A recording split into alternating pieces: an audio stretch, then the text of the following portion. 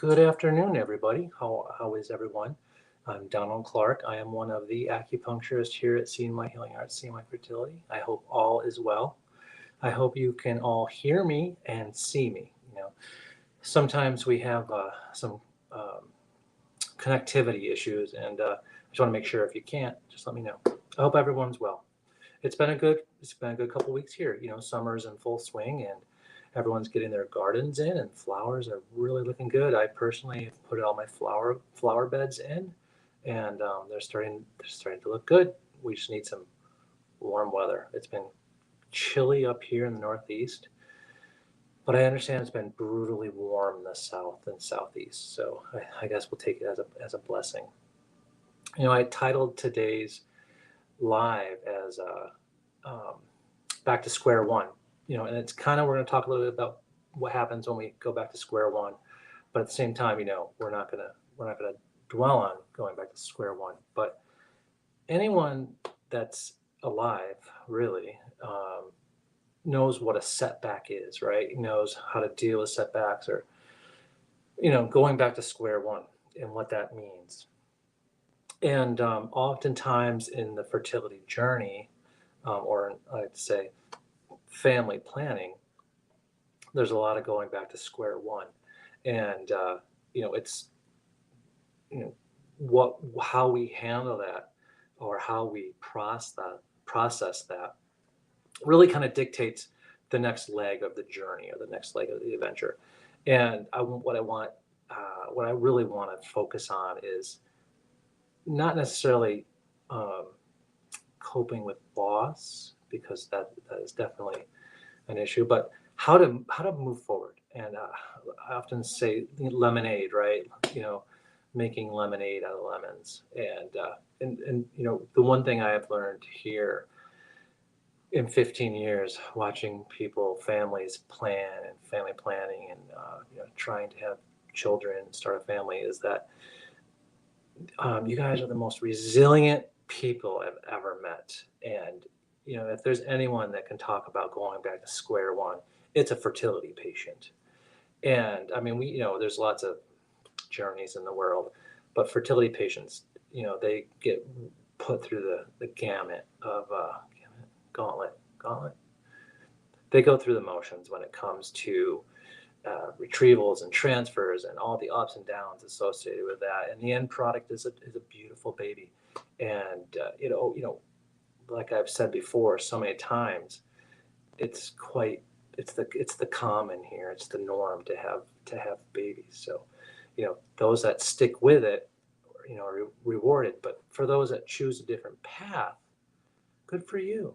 I mean, you still have to get up every day and answer to yourself, and your journey is the most important journey. And so we cannot forget that.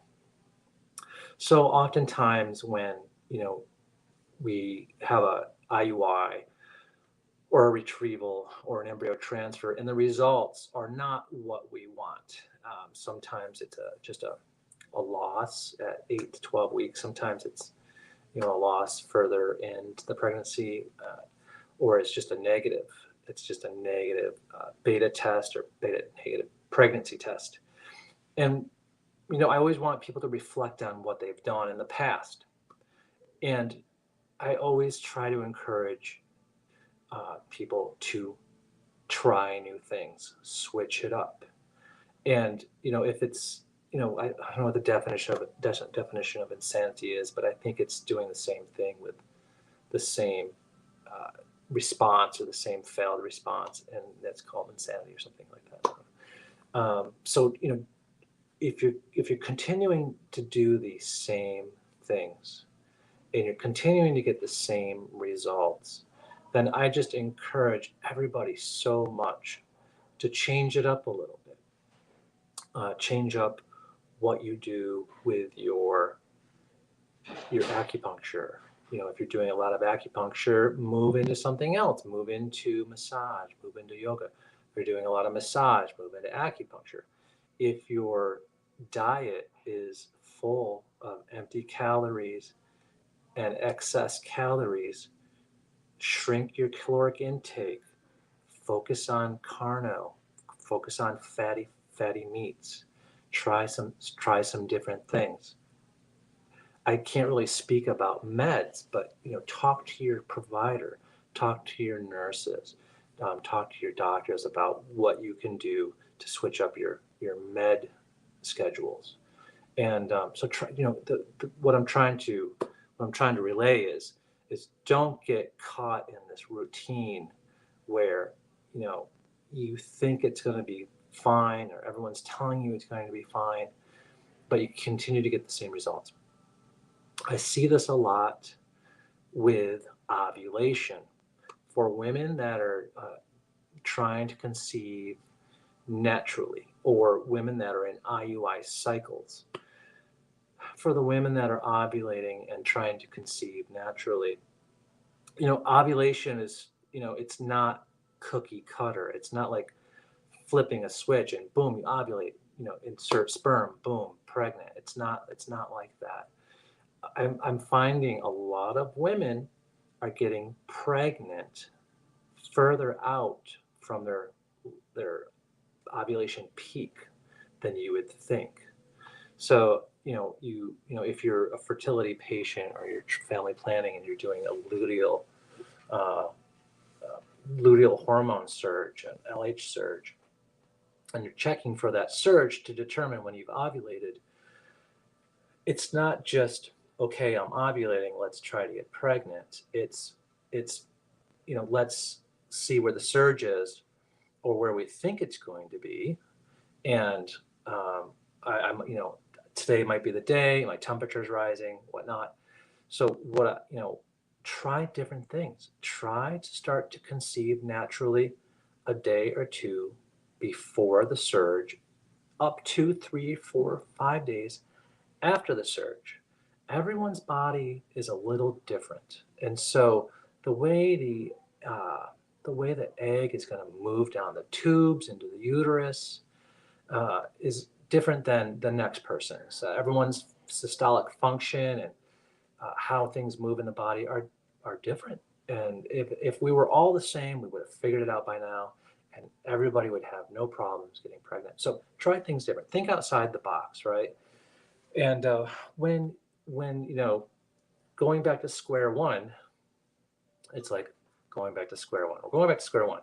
No one likes to hear going back to square one. But when you go back to square one, get out of that box, right? Try not to get lumped into the same patterns that you've been into. Try to switch it up a little bit. And that goes especially for any kind of treatments that you're doing, meds, and any kind of technique you're trying to do with conception. So I do encourage that. Now, when it comes to the ovulation aspect of all this, make sure you have acupuncture on the days that, the day before ovulation or a couple days after ovulation, because we can help move the blood and the chi, which is going to make a huge difference in everything moving in the body itself. It goes for men and women. So switch it up. Mostly, you would come in at ovulation. Okay, I've triggered, or I am having my surge, so now I'll have acupuncture. Well, that's great, but if it has worked, if the last few cycles you've come in right at your surge and you haven't gotten pregnant, come in 4 days later, come in 3 days later, come in 2 days before, and let's see what happens. So going back to square one isn't a bad thing. It's not a bad thing. It's an opportunity. It's an opportunity to improve on what we've done, and it's an opportunity to strengthen your body and strengthen your essence and your yin a little bit more, because life force is everything. We're not alive if we don't have it. So having the life force in us and having it as strong and as healthy as it can be, well, there's an opportunity. So going back to square one, you have an opportunity to make yourself healthier, stronger, and to change things up. It doesn't have to be a bad thing. It can be an opportunity. Now, I understand it's frustrating and it's hard when you have an unsuccessful cycle or a loss, and I don't know too many things. I mean, there's a lot of horrible things in the world, but going through loss is unique and difficult, to say the least, in its own way. That only people that go through it understand it. So you'll do what you need to do to get through that point in your life, but keep going. Don't stop, and don't let it end your journey. I guess that's what I'm trying to say. And stay strong, everybody. Do your acupuncture, do your Chinese medicine, do your yoga, do your meditation. Give yourself your downtime. Don't get caught up in this everything that everything that I want to take in from the universe comes through a screen, and we get caught up in that, where you're searching out everything, right? Um, Pick up a dictionary. If you have a question about a word, go through the dictionary. People, what is a dictionary? So try to get away from the wavelengths of the screen time, and try to break away. And as we're moving in, it hasn't. I'm surprised that this spring has been as chilly as it has been. I think it's kind of a normal chilly, but it's chilly. This morning I woke up and it was cold. And so, but once we start to get into that really hot pattern of summer, it's going to cause some conditions in the body that we want to remove. And so, as you get hotter in the environment around you, your body has a harder time coming to a homeostasis, a stability, and a harmony. So, acupuncture can really help with that, right? And if you're on meds, that's just going to jack your heat up too. Anyone that's on fertility meds understands what it's like to have constipation or slow stools. And what happens is, you take a stool that normally moves, on schedule, crank up the heat, and it essentially dries it out inside of us, and it basically cooks. Take a loaf of bread, dough, bread that you made, dough, put it in the oven, turn it on, heat up, and leave it in there too long, turn it into a rock. And that's essentially the same thing that happens to your bowels when you're going through a cycle. So, heat management during the hot months of the year is really crucial to staying healthy and happy throughout your cycles in the summer. We'll get into a little bit more of that, but acupuncture can really help move that heat out of your body. And lowering your caloric intake during that period of time is essentially too. We've talked a little.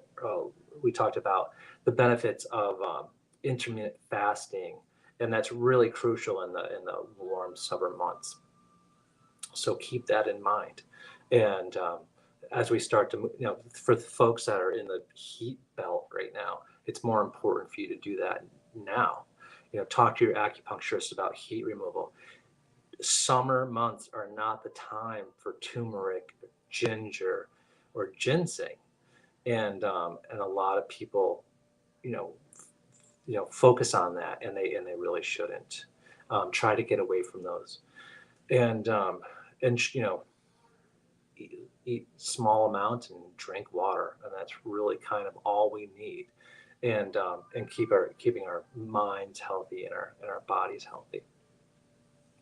I could go on a little bit about that, but stay cool, be mellow, have fun, go out, laugh, enjoy time with each other, enjoy time with your friends, with your family, enjoy your downtime, and try not to get caught up in going back to square one. It's an opportunity. It's an opportunity for you to try something new, and everyone loves opportunity.